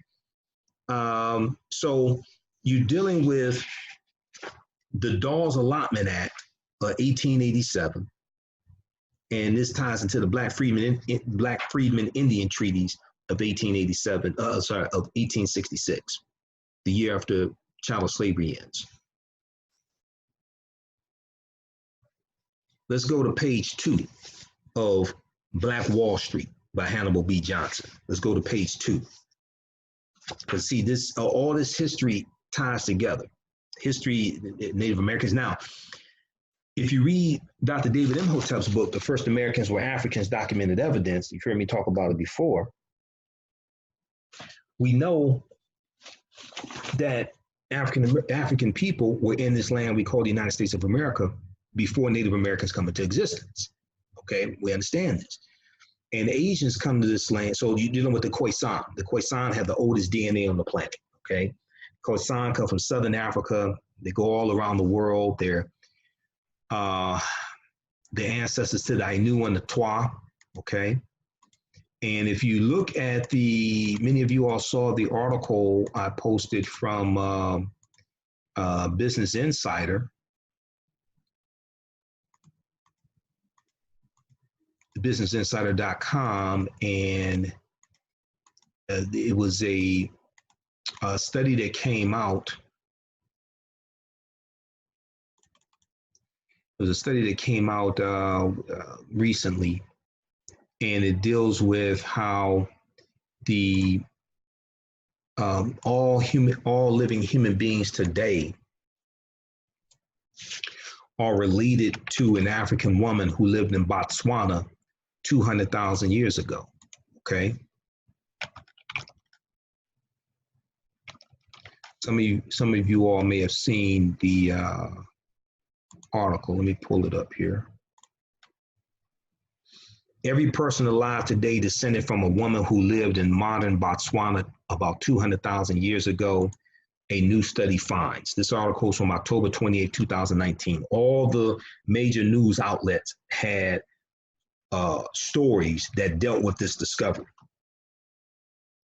Anatomically modern humans, or Homo sapiens sapiens, emerged in Africa about 200,000 years ago, but the precise location from which they originated has remained uncertain. Now a new study suggests modern humans' ancestral homeland was in modern-day Botswana, just south of the Zambezi River. Researchers narrowed in on the area using genetic analysis. Okay, now what's interesting here is they talk about the Khoisan. The Khoisan people of Botswana share mitochondria DNA with the last matrilineal common ancestor of all humans alive today. The Khoisan have the oldest DNA on the planet. To trace the geographic origin of our ancestors, the researchers examined mitochondria DNA from people living in South Africa, such as the Khoisan. Mitochondria DNA is, so that's passed down on your mother's side of the family, female to female, female to female. Mitochondria DNA is passed down the matrilineal line, is often used to trace human ancestry because it isn't mixed with the paternal DNA. That means it changes less over time and leaves a clearer link to distant relatives.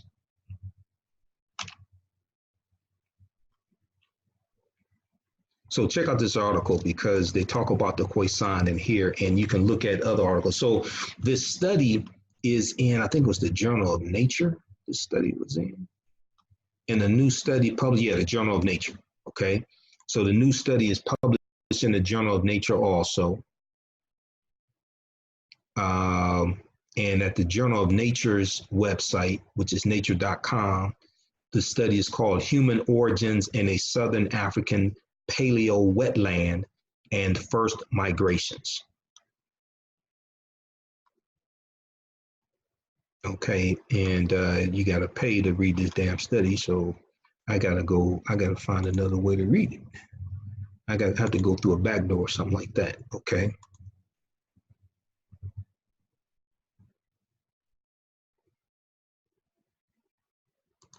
Okay, Art T. Burton, how you doing, Art? You all right?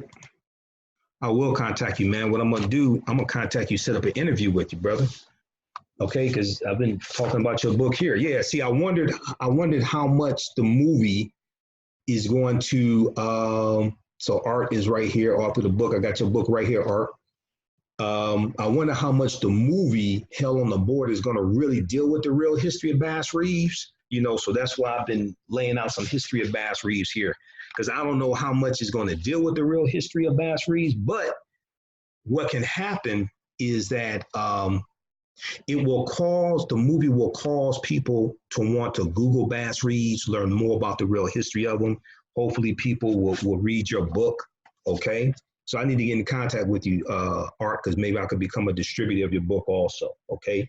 You can inbox me right here on Facebook at the African History Network. This is my channel. This is my Facebook fan page, the African History Network.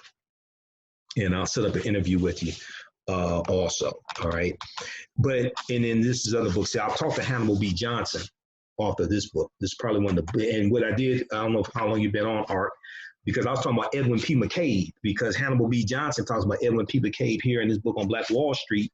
And you talk about Edwin P. McCabe here in pages 175, 176, 177, because you deal with the Dawes Allotment Act of 1887. And you talk about Edwin P. McCabe also. But if we look at page 2 of Hannibal B. Johnson's book, just to show you the connection between all of this. Oklahoma's first contingent of African-American settlers arrived during the 1830s and 1840s. They came as a result of the forced removal of the so-called 5 civilized tribes from the southeastern United States to the Oklahoma Territory. This is the Trail of Tears I was talking about earlier.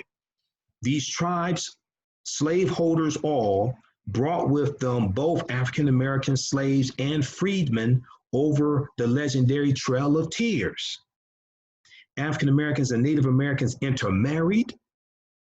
Leaders of the 5 tribes, the Choctaw, Chickasaw, Creek, Cherokee, and Seminole Indians, met with federal officials in Fort Smith, Arkansas, after the Civil War and the ratification of the 13th Amendment, which was ratified December 6, 1865. Resultant treaties provided for the liberation of the slaves and the adoption of freedmen into the tribes, with accompanying annuity and land rights. Most former slaves eventually received allotments of land ranging in mass from 40 to 100 acres. The number of African Americans in the Oklahoma Territory exceeded 6,000 by the year 1870. So this is tying into the Black Freedmen Indian Treaties of 1887. And then this also ties into the Dawes Allotment Act. The Black Freedmen Indian Treaties of 1866, right after slavery ends, the year after slavery ends. And this ties into the Dawes Allotment Act of 1887, okay? So let's look at a couple of sources here for the Dawes Allotment Act, all right? We'll go to history.com, and then we'll go to Britannica.com.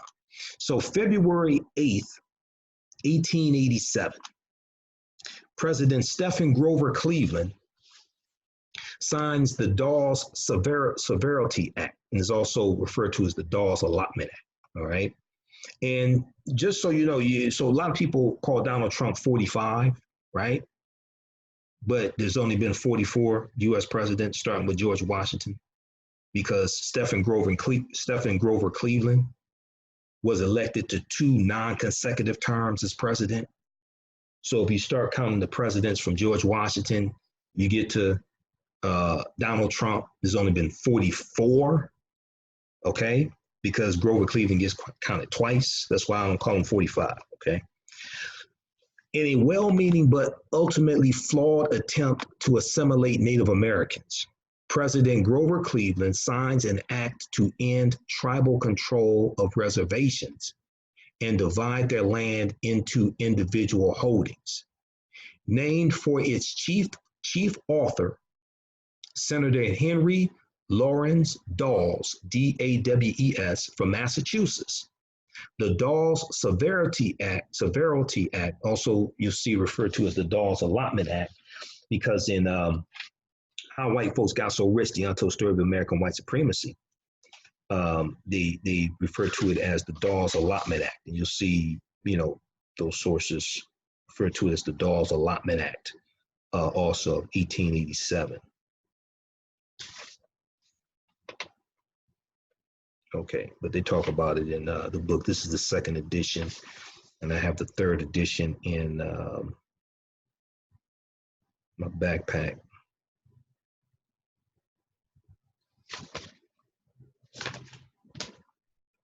Okay, so the Dawes Severity Act reversed the long-standing American policy of allowing Indian tribes to maintain their traditional practice of communal use and control of their lands. Instead, the Dawes Act gave the president the power to divide Indian reservations into individual, privately owned plots. Individual, privately owned plots. The act dictated that men with families would receive 160 acres.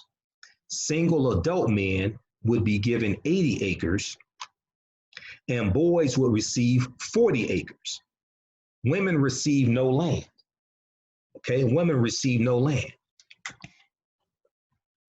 The most important motivation for the Dawes Act was Anglo-American hunger for Indian lands. That's another way of saying white people, okay? Anglo-American or Anglo-Saxons. The Anglos and the Saxons were 2 groups of Germanic people, also called barbarians, who go into England and conquer whoever's there in England. England is named after the Anglos. The Anglos, the Saxons, and the Jutes, J-U-T-E-S, I think it's spelled Jutes. They also go into Ireland and conquer Ireland. And Ireland is going to become a colony of England. And the Anglos and the Saxons are going to come here to this land, okay? Like in Jamestown, Virginia, in Virginia, period. But Jamestown, 1607. All right. So this is what they're talking about. All right. And understanding these groups of Germanic people, this goes back hundreds of years. The Anglos, the Saxons, the Lombards, the Picts, the Alans, the Jutes, the Vandals, the Visigoths, right? That goes back hundreds of years. And the Vandals and the Visigoths crushed the western portion of the Roman Empire in 5th century AD, 476. Okay. And this leads to Europe being cast into the Dark Ages. All right. So this is going back hundreds of years. So the most important motivation for the Dawes Act was Anglo-American hunger for Indian lands.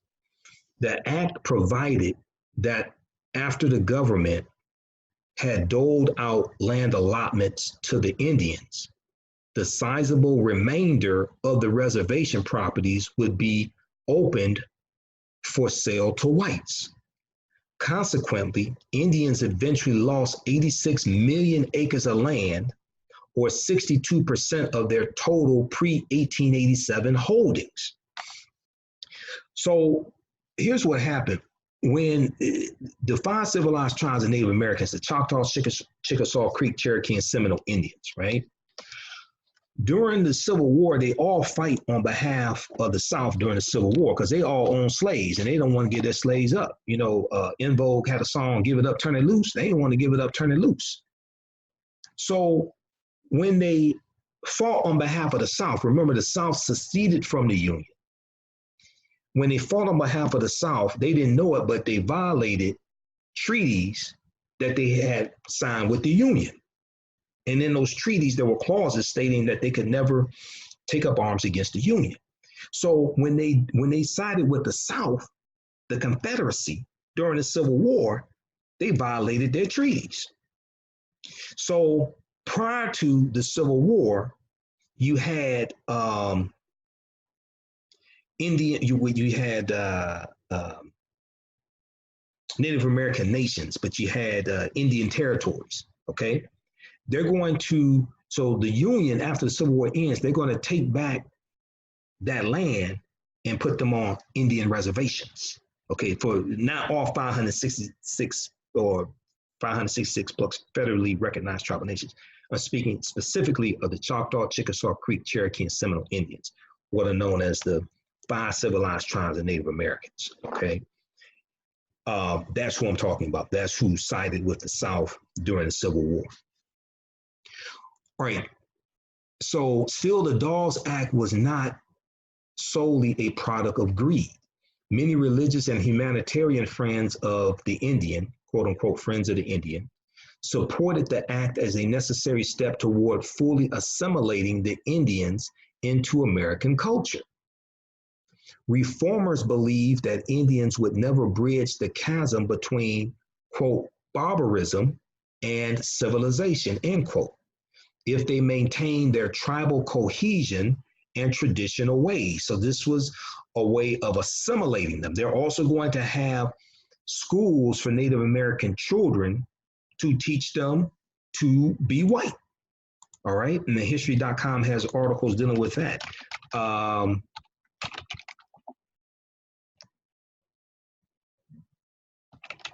Let me see here. You have those. Yeah. I've talked about this before. Government boarding schools once separated Native American children from families. This is from November 1st, 2018, originally from June 19th, 2018, history.com. History.com is the official website of the History Channel.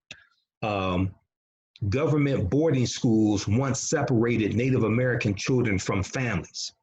Once they returned home, Native American children struggled to relate to their families after being taught that it was wrong to speak their language or practice their religion.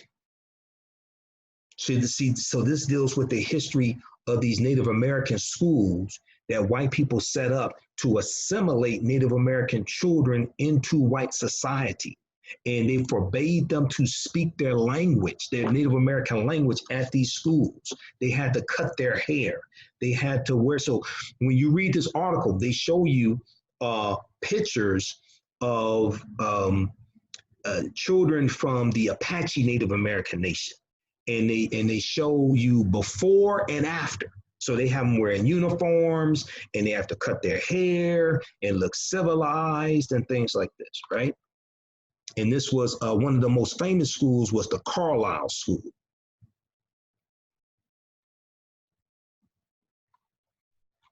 Yeah, the Carlisle Indian School. That was one of the most famous schools. Okay, all right. So check this out. This is a deep history. In 1879, U.S. Cavalry Captain Richard Henry Pratt opened a boarding school in Carlisle, Pennsylvania. But it wasn't the kind of boarding school that rich parents send their children to. Rather, the Carlisle Indian Industrial School was a government-backed institution that forcibly separated Native American children from their parents in order to, as Captain Richard Henry Pratt put it, quote, kill the Indian in him and save the man, end quote. Kill the Indian in him and save the man, end quote. Over the next several decades, Carlisle served as a model for nearly 150 such schools that opened around the country, like the 1887 Dawes Act that reallotted Native American land, or the Bureau of Indian Affairs 1902 haircut order specifying that men with long hair could not receive rations. Native American boarding schools were a method of forced assimilation. The end goal of these measures was to make Native people more like the white Anglo-Americans who had taken over their land. Now, this is the History Channel telling you this, breaking down this history. I've read this article before a number of times. Okay, back during there were some articles written back during when the family separation at the southern border, at the Mexican border, was really big, and there were articles written talking about America's history of separating families, not just dealing with slavery, okay, but also dealing with Native American families as well. So read this article here from history.com.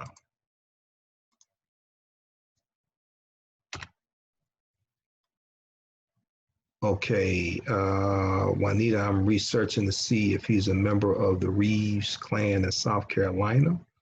How you doing, Juanita? Now, are you related to Bass Reeves? Okay, Willie, yeah, because we had Art on. I don't know if Art is still on. We had the author of this book. Yo, Art, be sure to inbox me here, man, because I want to know how I can become a distributor of your book here.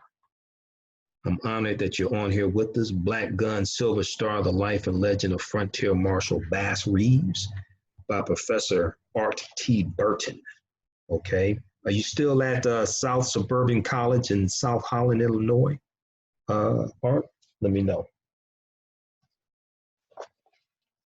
All right, we're going to be here for a few more minutes. I'm just trying to have my notes laid out. So I wanted to make sure I got through all of this. Okay, so we got this here.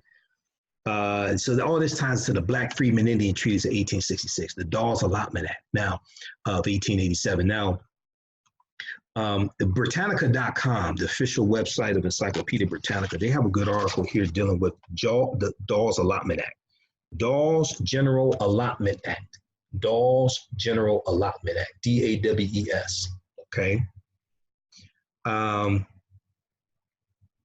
it says Dawes General Allotment Act, also called Dawes Severalty Act, signed February 8, 1887. U.S. law providing for the distribution of Indian reservation land among individual Native Americans with the aim of creating responsible farmers in the white man's image.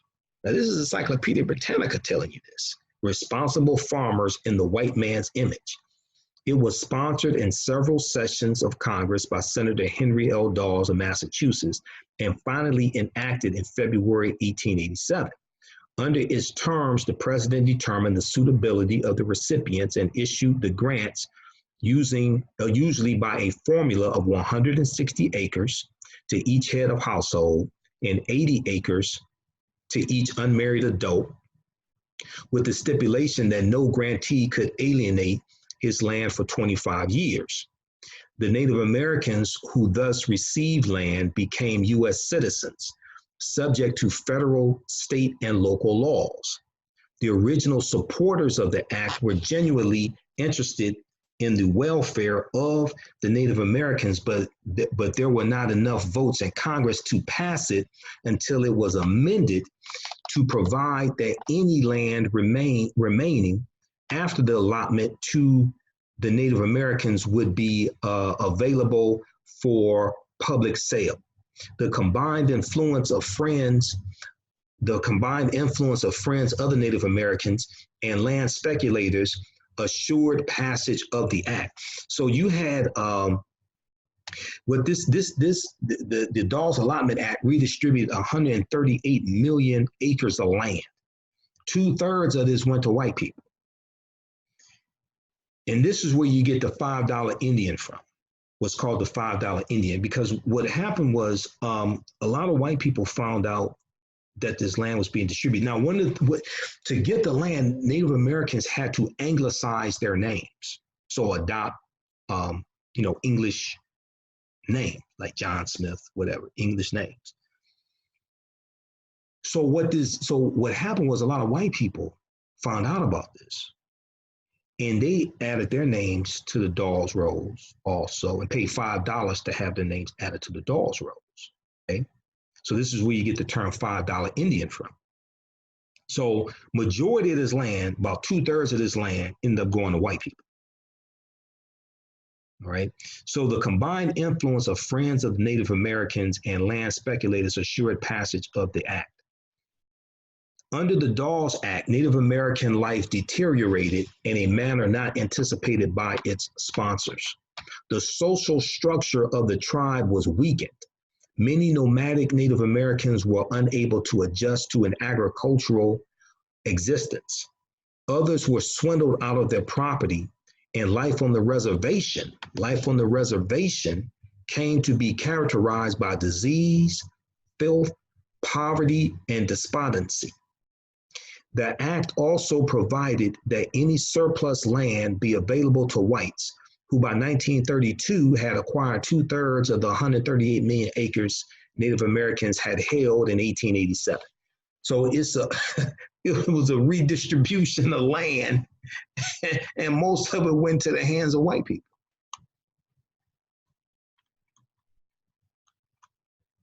The Dawes Allotment Act of 1887. So you can check this out also. This is at Britannica.com. Okay, Britannica.com. That's the official website of Encyclopedia Britannica. All right, how's everybody doing? Okay, hey, if you like this type of information, share this broadcast on your Facebook page. Invite your friends to tune in. Also, you can donate to the African History Network, paypal.me/the AHN show, paypal.me/the AHN show. And then also, all of my DVD lectures are available at our website, africanhistorynetwork.com, africanhistorynetwork.com. Our current promotion, we have our 6 DVD bundle pack, the Black Migrations, 1619 to 2019 bundle pack. We have it in digital download format and on DVD, okay? And it's 6 of my latest presentations. All of them, all 6 I did this year. Let's look at some more of your comments here, because I got through the information dealing with the Dawes Allotment Act, and also in how white folks got so rich, the untold story of American white supremacy. They talk about the Dawes Allotment Act also. I'm trying to see which page is it on. This is the 2nd edition. They deal with the Homestead Act of 1862, the Southern Homestead Act of 1866.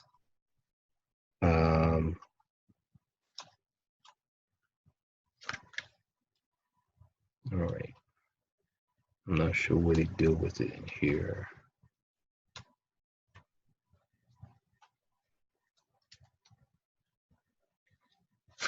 Oh, here's it. Okay, Dawes Act. Yeah, Dawes Act, page 14 of the 2nd edition. Massachusetts Congressman Henry L. Dawes drafted federal legislation enacted in 1887, which ordered the registering of Indians so they could receive an allotment of their own land. But to get on the Dawes rolls, Native Americans had to change their names to make them English sounding. They had to anglicize their names. This allowed white officials to slip the names of their relatives and friends onto the Dawes rolls and illegally reap for themselves millions of acres of land. In one state alone, the 138 million acres of Indian-held land at the time of the Dawes Act in 1887 had been reduced to 47 million acres by 1934 when the act was repealed. Ultimately, the Indian Holocaust netted for Europeans 2.3 billion acres of free that has a government estimated value of $4,000 per acre, or $9.2 trillion, okay? So in this country, you're dealing with basically the theft of about 2.3 billion acres of land.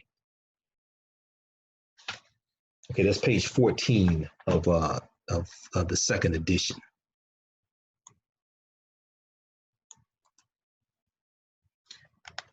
Okay, let's look at some of your comments here. How's everybody doing? And then be sure to follow us on our YouTube channel, Michael Imhotep, Imhotep on YouTube. Michael Imhotep, Imhotep on YouTube. Okay. So when the movie comes out, I want to see how well I want to see how much of the history of Bass Reeves the movie actually deals with. Is it going to be more fictionalized? At this point, I don't know exactly. Okay.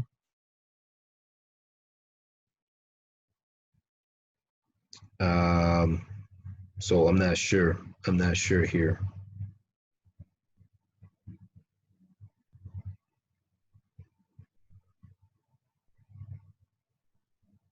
We have John. Okay. All right. So African American business owners post the name of your business here on the thread of the broadcast and let you know how you can advertise with the African History Network also.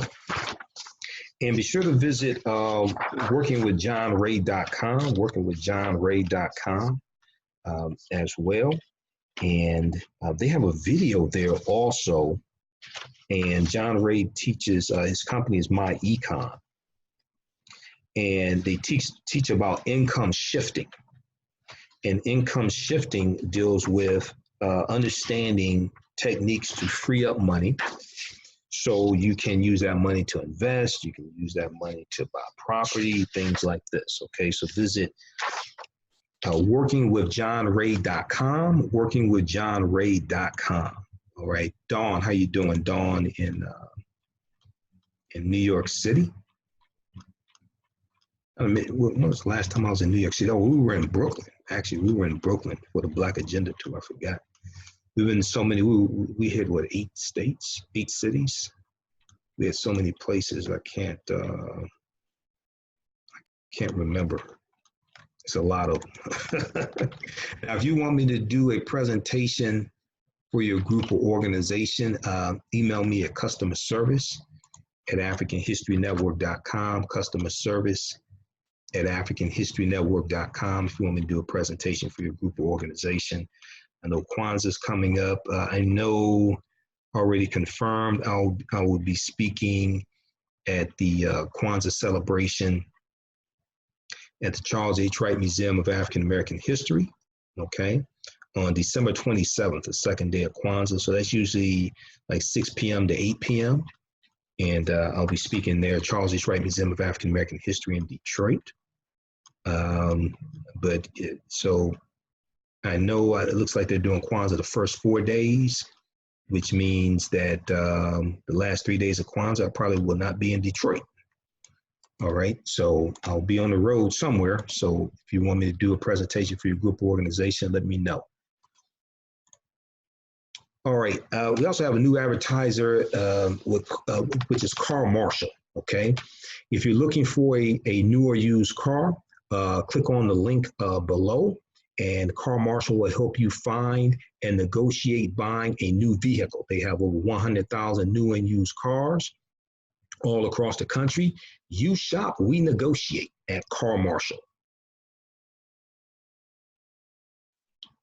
Okay, Mark said, yeah, I'm about to find a way to buy all of the information or set up a presentation for my community. He's the truth. Okay, I'm not sure who Mark's talking about. Let's see here.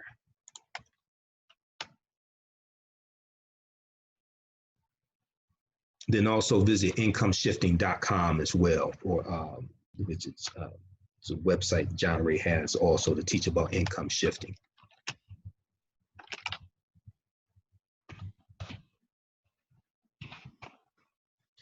All right, let me see something here. Somebody just posted something, Mark. All right. Okay, guys, look, here we have to get out of here. Listen to the African History Network show Sundays, 9 p.m. to 11 p.m. I'm on 9:10 a.m. the Superstation WFDF. So we'll be back on more regularly, being that baseball is over with and World Series is over with. It's preempting my show. So we'll be on Sunday night, 9 p.m. to 11 p.m. Eastern Standard Time. Look out for some interviews I'm trying to do with some African-American female historians also. Look out for that as well. Follow us here on our Facebook fan page, The African History Network, The African History Network, and on my YouTube channel, Michael Imhotep, Imhotep. And we have our broadcast in audio podcast format also. And when you visit AfricanHistoryNetwork.com on the homepage, click on Listen to Podcasts. And we're on 8 different podcast platforms. We're on iTunes, CastBox, Acast, FM Player, TuneIn, number of different podcast platforms we're on as well. All right, look, hey, I have to get out of here. Remember, at the African History Network, we focus on educating, empowering, and inspiring people of African descent throughout the diaspora and around the world, because right knowledge corrects wrong behavior. What you do for yourself, what you do to yourself, and what you allow other people to do to you and get away with is based upon what you think about yourself. What you think about yourself is based upon what you have been taught about yourself. What you've been taught about yourself is based upon everything you've read, heard, and seen about yourself. Remember, right knowledge corrects wrong behavior. It's not over till we win. Wakanda forever. And, you know, Wakanda is interesting, right? Lastly, because, you know, I have a whole presentation I do dealing with the film Black Panther, and my lectures dealing with Black Panther are at our website, AfricanHistoryNetwork.com. When we talked about the Khoisan and the Khoisan in Botswana, and we know the Khoisan have the oldest DNA on the planet, they also have the oldest language, which is the Click language. And in the film Black Panther, the language that's spoken in Wakanda, that T'Challa speaking at General Okoye, things like this, and T'Challa speaking to his father T'Chaka, that language is called isiXhosa. isiXhosa is a Bantu language, and Bantu is a group of 500 African languages. But Bantu is spoken, isiXhosa is spoken in Southern Africa, okay? And it's spoken among the Khoisan. So it's isiXhosa, or you also see it referred to as Xhosa or isiXhosa.